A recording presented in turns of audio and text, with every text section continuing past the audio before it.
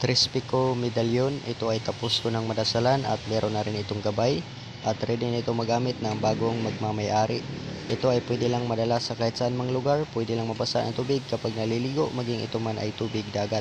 Ang kwintas na ito ay nagagamit bilang pangkalahatang proteksyon sa lahat ng klaseng malalang aksidente na maaaring ikamatay ng tao. Kasama na rito ang taglay na panipas o panglihis sa mga bala ng mga baril at proteksyon sa mga patalim upang hindi tablan sa panahon ng may maminsala.